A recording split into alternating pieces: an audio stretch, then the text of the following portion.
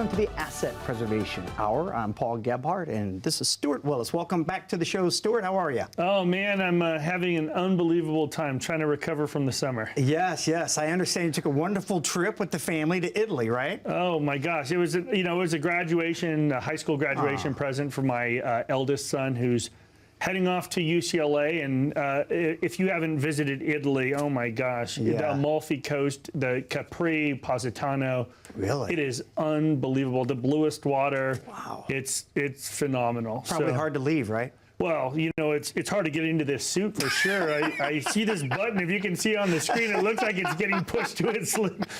We had to reinforce that button there. You're going to test the integrity of the thread. Right. That's awesome. Yeah. Hey, so can we get started? Because, I mean, I'm really excited about the program today. We're going to discuss some things that are, really front of mind, I think, for people. Talk to me a little bit about what's happening in the markets right now, Stu. Well, I think, clearly we're seeing just tremendous amounts of volatility. Inflation is on top of everybody's mind. Obviously the administration is feeling the pressure now. We're heading into the midterms, and it's becoming a problem.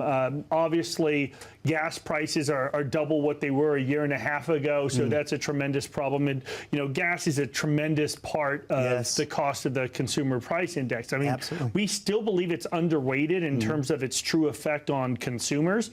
But we just got the CPI numbers, and we're looking at 8.9 to 9.1%, which is just unbelievable. I mean, we haven't, we have the highest inflation since we've seen since, the Great Depression, or since the 80s here, since 1982. So it's a problem. That's unbelievable how bad things have been with that, right? It makes people really change their entire lifestyle. Well, look, like I said, we have the highest inflation we've seen since the 80s.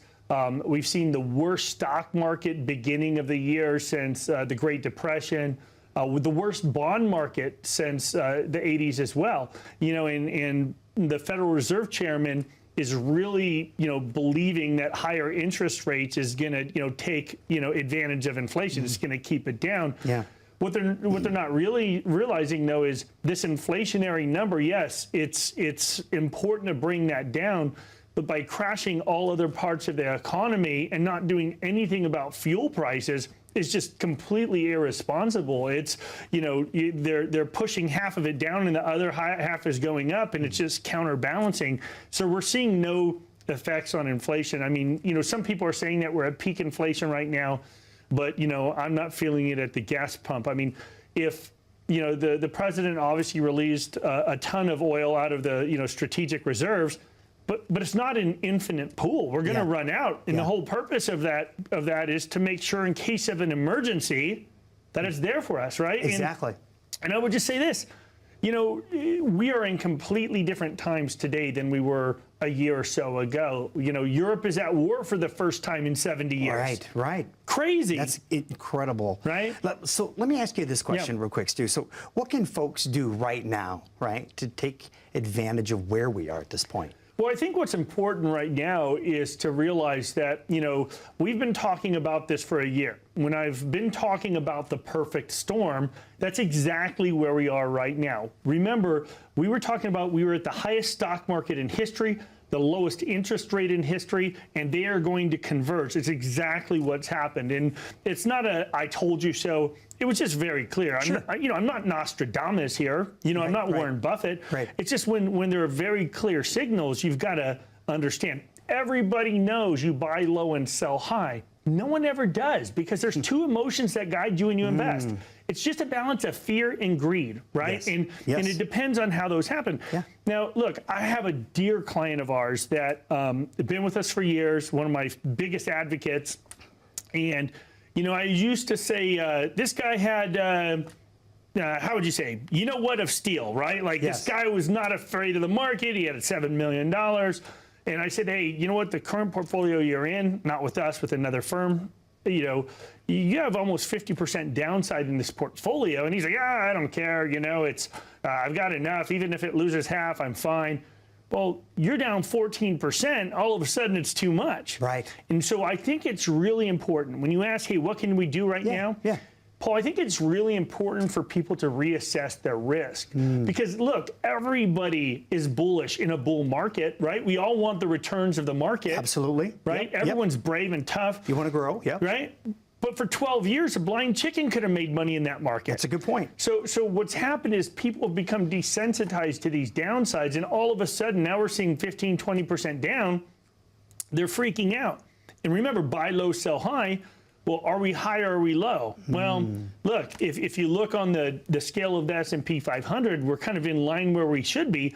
All of that fluff that we saw from March of 2020 on was just the government pouring trillions of dollars of printed money into the economy. It wasn't real. It was this false economy that stimulated everything out of the market. And unfortunately, they're taking it right back with these fuel prices, right? Supply chain fuel prices. I mean, thank God Arizona is becoming a hub of semiconductor chip production. I just took a tour up off the 303. Have you ever seen that? The Taiwan semiconductor plant? Yes, pretty cool. I'm seeing, I don't know, 10 or 15 cranes working 24 hours a day. So, I mean, we're bringing some stuff here. Yes. But the question is, what can you do now? I think it's really important to reassess your risk. And remember, I think the one reason people listen to our show is they realize we don't just talk about investments, we talk a lot about taxes as well. And I've always had one very steady rule when it comes to tax planning. The one rule is let's wait till the end of the year, never do tax planning during tax season, wait till the end of the year. Well, there's an exception to that rule. The one exception to that rule, Paul, is when we're in a market correction, right? And I think we're there. Yeah. So market's down 20+%. Maybe it's time right now to do some tax planning because let's just think back. February, March of 2020, if you would have converted all of your IRAs or Roths at that time to Roth, paid the tax bill, even at 37%, right? That's an atrocious tax bill.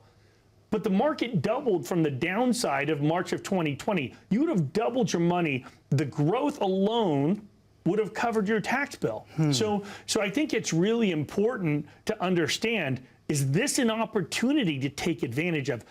And to the audience today, what we're doing is we're issuing a Roth Conversion Challenge. This Roth Conversion Challenge, Paul. What is it? It's all about determining, is it right for you? We've had people that have been watching the show for years. They're like, we've been watching for years. We just didn't know it was right to call, or hey, we're not the kind of people that call a TV show. Yeah. Well, let me tell you, we are the same people in person that we are on TV, right? We're approachable. All of our advisors are unbelievable human beings, right? I don't do business with people I don't like, and you shouldn't either. But the Roth Conversion Challenge, what we're doing today is we're offering a complimentary portfolio review. We're going to tell you whether or not right now is a good time for you to consider a Roth conversion. And, does it make sense to analyze your risk? Of course it does. Let's take a look. Are you taking too much risk? What kind of fees are you paying?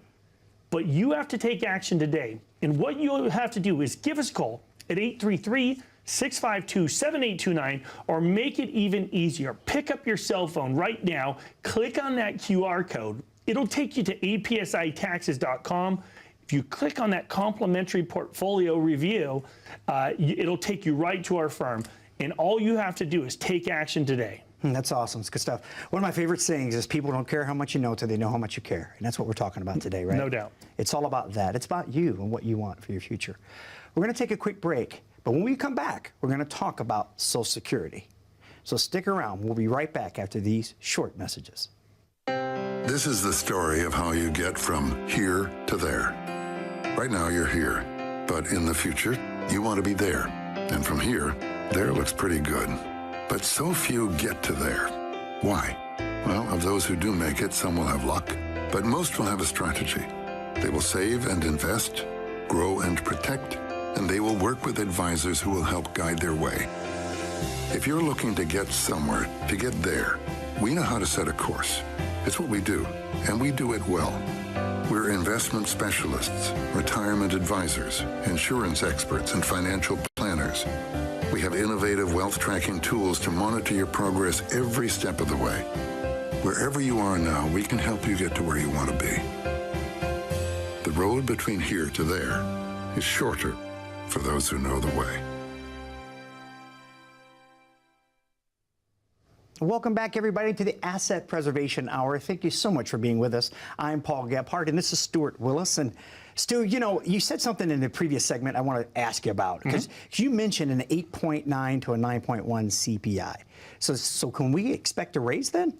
Well, so the CPI, I think for people to understand the relevance of that, is the Consumer Price Index. And Social Security uses the CPI to determine what your cost of living adjustment will be for the following year. They look at the third quarter CPI. Well, right now, it's a great question. I was just watching a really boring hearing on the Senate hearing where they were taking a look at it. And the one scary thing is, I think they're trying to elongate the Social Security. I think most people realize that Social Security has some financial difficulties and they've got to figure it out. Well, you've been hearing about those for years, right? Well, there's a couple things they're looking at doing. Number one, they're looking at making more of your wages taxable. So currently, there's only Social Security tax, or FICA, on the first $140,000 or so of earned income. They're looking at uncapping that or raising the cap on that number. That's number one. Number two, what they're looking at doing is making it more taxable. And you know, a lot of people will say, well, what do you mean tax on Social Security? Yeah. Right? I say this all the time. People that are, you know, frequent watchers of our show realize that Social Security is taxable. But it was never meant to be. When Franklin Roosevelt created Social Security during the New Deal, he always said it would never be a revenue source for taxation. But believe it or not, it was Ronald Reagan that made it taxable for the first time, and Bill Clinton made it more taxable. So up to 85% of your Social Security is taxable. Wow. Which is a huge problem. That's a big number, yeah. So when Lindsey Graham, a staunch conservative, and Bernie Sanders both agree that higher income folks should, you know, not get as much Social Security. Yeah. You know, I think that's a scary time when it comes to planning, right? No doubt. When you mentioned those two agreeing on something, that was like crazy. Shocker. Polar opposites. Yeah. So what they're looking at doing, and what we suspect will happen, is, remember, they always tax the high income earners. Yeah. And people that tend to respond to our show are people that have done their job. They've put away money their entire life into 401ks, IRAs, thrift savings plans, deferred compensations. And they've grown this money so that in retirement they can withdraw all of this tax deferred money when they believe they'll be at a lower tax rate. Well, here's the catch. Even if they're at the same or lower tax rate, you have to remember a couple facts. Number one, we are in the lowest tax environment in history right now. Right. So put into perspective, you know, the 12% bracket used to be about 15, right? The 22 used to be 25 to 28%. The 24 was 28 to 33% once you include this higher standard deduction. So those tax rates, the Trump tax cuts, are sunsetting at the end of 2025. Don't care whether you love Trump or hate Trump. That's irrelevant. Yeah, it's not political, But right? just know that window is closing in the next few years. So you've got a few years of this beautiful window to take advantage of this. Now, here's why it's really important. Social Security is taxed based on your income, your provisional income. We're not seeing a lot of conversation about being able to tax assets, other than by, you know, Elizabeth Warren and Bernie Sanders. They want an asset tax to be able to tax your net worth.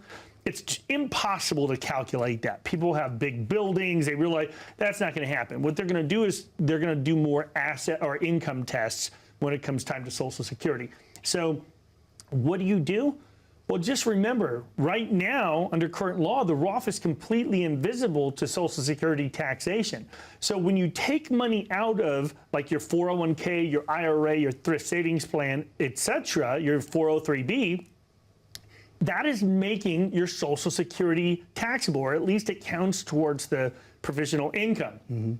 Those thresholds are really low, Paul. Yeah. $25,000 for an individual to make 50% of your benefit taxable, and $32,000 of provisional income to make 85% of it taxable. So it's super easy to get to those thresholds. Those numbers haven't changed since they were created. The 50% threshold by Ronald Reagan has never had a cost of living adjustment to that $25,000 number. That number in today's dollars would be like $68,000 if you adjust, before this year's cost of living adjustment. So more and more people are paying tax on Social Security, and they're getting used to it. So the one thing I would say is, now that we're in this market that's super low compared to where it was, maybe there's some opportunity here to convert to Roth. You pay the taxes now before you get onto Social Security, because look, when you're looking for options on Social Security, Paul, there used to be, back before the 2015 Budget Act, the Bipartisan Budget Act that under Obama that got rid of tons of our Social Security benefit, and the media was silent. They didn't say anything about it. True. All that benefit was taken away from us, and nobody said anything because it was done in the middle of the night. But I think it's really important to understand that we are in a lower tax environment. We're in a lower stock market. Maybe it makes sense to start getting some of those assets out of a position where Social Security will look at them from a tax perspective. Now, if you think this affects you, I would say this. Let us take a look. Can we help manipulate your IRAs and 401ks and TSPs? If you're over 59 and a half and you're concerned that you're not managing your assets properly, we'll offer you a complimentary portfolio review. But you have to take action. If you pick up your phone right now, click on that QR code that's at the bottom of your screen. That'll take you to apsitaxes.com. Or even easier, give us a call at 833-652-7829, and we're offering you that complimentary portfolio review. And you can also take advantage of our Roth Conversion Challenge, because remember, buy low, sell high. It especially benefits you when you're doing tax planning. Good stuff. So if I'm hearing you right, you're talking about it's crucial for people to have a Social Security tax strategy. Right? Listen, we have clients that come in, they've done their job, they've saved $500,000, $1 million, $2 million in IRAs and 401ks, but they're not considering Social Security. As a couple, our average couple that comes in is getting between $900,000 and $1.5 million of benefit over their actuarial lifetime. Why wouldn't you plan the $1 million of Social Security if you're planning the $1 million of assets you saved? You ain't kidding. Don't overlook that, right? It's huge. Vital. Listen, we're going to have to take a quick break here. When we come back, we're going to talk to you a little bit about what to look for in a financial advisor, okay? So stick around. We'll be right back after these short messages. As a good saver, you've been putting away money during your working years. Studies find that the biggest fear of retirees is running out of money. Market volatility isn't just the downward movement of stock prices, it's the size and frequency of change. The more dramatic the ups and downs, the higher the volatility. This can put savers who are newly retired or a few years away from being retired at greater risk. Today's generation of retirees is not receiving traditional pensions as our parents or grandparents did. Instead, we have retirement accounts such as 401ks or 403bs. These accounts typically expose your money to market risk. The last thing you want right before retirement is to lose a portion of the money you need for income. But how do you turn these accounts into a retirement income? Is it safe to keep all your retirement money sitting in the stock market? The last thing you want is to lose a portion of the money you need for income due to market loss. By working with a financial professional, you can learn how to turn a portion of your savings into an income stream for life and income for the life of your spouse if you're married. We all have moments in our lives when we wish we had taken action sooner. Don't let procrastination reign on your retirement parade. Act now before it's too late. Please call our office to set up your no-cost, no-obligation retirement income review today. Welcome back, everybody, to the Asset Preservation Hour. Thank you so much for being with us today. Again, I'm Paul Gebhard, and this is Stewart Willis. We talked a little bit about Social Security and how important it is to be planning a tax strategy. And I know this segment we was going to open up with what to look for in a financial advisor, but I got to ask you, in your commercial segment right there, we had a break. It mentioned pension planning, right? What's going on with your clients and their pensions? How do you work with them on that? Like the commercial said, I mean, oftentimes people are starting to merge away from pensions, and they are putting into these 403bs and 401ks and deferred compensation plans. But I don't want to have the people that have pensions think that we're neglecting them. I think it's really important to plan out pensions. And, thank goodness here in Arizona, we have a couple great companies here that have these great pension plans. Companies like Honeywell or Boeing. And those plans, even Lockheed Martin, there's some pension plans inside those companies. But here's the thing, they're all different. We have clients, for example, that are at Honeywell that, that came from two different, initial companies. So Honeywell did a lot of acquisitions. And in those acquisitions, those pension plans are different depending on how you were hired. So, if you, started with one company, you could have a certain benefit. And so listening to your friends at the water cooler when it comes time to your pension, I think is a big mistake. Absolutely. It's just a huge mistake, because some of them, if you defer it, meaning past retirement or 62, it continues to grow, and it continues to grow. There's other versions of the same company's pension plan that stop growing. That it doesn't matter whether you take it at 66 or 70, you're getting the same dollar amount. So I think it's really important to review your options. Additionally, you have to consider, what is your main goal with that pension money? Do you have enough income already, to live on outside of your pension? Have you done your job with 401ks, IRAs, et cetera? Maybe your goal is to pass that pension money to your heirs. And it's not for everybody, but it's worth considering. Does it make sense, Paul, to do a lump sum out of your pension, right? Certainly not for everybody, because oftentimes, people are better off with this income plan because they can't really screw it up too bad, so long as that pension plan remains solvent, right? And as you know, we've talked about this in other shows. We have tons of clients in Illinois, for example, that have had their pensions fail. They've been reduced. Yes. They've been, these aren't guaranteed. And even if there's a, PBGC, Pension Benefit Guaranty Corporation, even under those guarantees, you can still lose value or lose income in those benefits. So maybe you want to capture that value and make sure that your next generation is protected. Or maybe, even better, maybe you're in a second marriage and your new spouse isn't protected under that pension plan because it was meant for your original spouse. So I think it's worth taking a look at, what's going on with the pension, what's your options. Maybe that rollover to a 401k, or I'm sorry, to an IRA, and then maybe even convert it to Roth makes sense. Yeah. I think it's worth looking at all options. Absolutely. I think to your point, there's so many individual facets to a person's pension and the retirement, right? And so some people may have some health challenges, for instance. It's best to get advice from a professional financial advisor, right? No question. So now that we've established that, okay, so what should somebody look for when they look for a financial advisor, Stu? Well, number one, I think the most important thing, and I feel like a broken record, but the one thing that you need to look for is a fiduciary. You need to make sure they're a fiduciary. That's the key word. If they're not a fiduciary, if they are a broker, that's a completely different relationship. Now, what a fiduciary is someone that has to put your interests above their own. And I think that's a crucial thing to look for. It is a deal breaker. Number one, fiduciary. Are they, how do they make their money?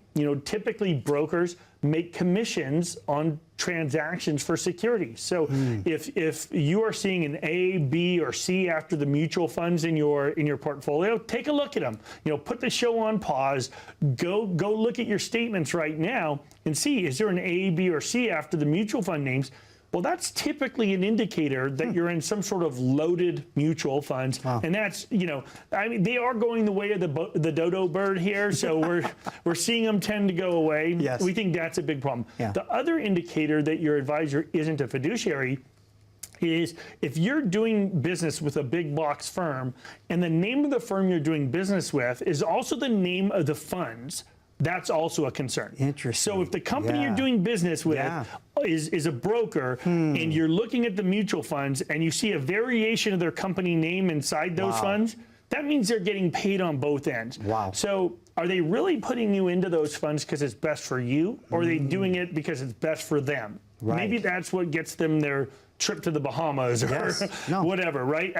That's who a knows? good nugget. That's a really good nugget right there. I mean, you have to remember there's a franchise company locally here that, they're brokers, and, you give them a couple $100,000 and you can put their sign up in front of your office, right? It's people think it brings credibility because you have this company's name, because it's a nationwide company. Yes. But when these brokers when the biggest thing to them is determining whether or not they make it onto their, top performers list or their silver producer or gold or platinum list, all based on their production, that's a problem also, isn't it? Absolutely it is. Real quick, we're coming down to the end of the show, but I wanted to get your thought on, you see a lot of top radio personalities kind of do similar things too, right? I mean, they guide people to their sponsors, don't they, Stu? Yeah, I mean, it's an interesting point. I have a radio show here. We're on AM 550. We're also on KTAR on Saturdays and Sundays. And we get approached by them all the time. We have people that, that want to sponsor us and look at endorsements, and it's an interesting rabbit hole, to say the least. Yes. Yes. So, yeah, I just say this. It's one of those things that, endorsements are nice. It's nice to, to be part of, being endorsed, because it brings a lot of business. But the question is, how much do you have to pay for that endorsement? How much you pay, right. And so you want to make sure, there's a lot of really neat celebrities out there that are, and we're seeing this more in the conservative world, where conservative voices are listening to there's a couple, conservative voices out there. And I'm a registered Republican. I tend to be kind of a centrist, so full disclosure, I'm not hammering Republicans. But they follow everything they say. I mean, one example, Paul, is gold, right? Yes. I have a huge problem with the gold market. I think I don't want to call it a scam. I think when you have to pay 15% above spot, or a 15% commission to buy in and a 10 or 15% commission to sell, how the heck are you going to make up for the 20 to 30% in fees you're paying to just acquire gold? Yeah, you better hold that gold a long time. So my one piece of advice: if you are in a gold IRA, it's a problem. Yes, absolutely. I think right now we're seeing people in these kind of alternative IRAs that are really seeking help. Yeah. For example, if you're in a gold IRA, or if you're in a real estate IRA, one of these self-directed real estate IRAs, you're missing out on a huge part of the benefit of a lot of these retirement accounts. And I think it's important to make sure you take a look. But what we're saying is, if you give us a call at 833-652-7829, we can tell you exactly what kind of risks we see in your portfolio, what kind of fees are you paying, and most importantly, are you dealing with a fiduciary? But you have to take action. It's good stuff.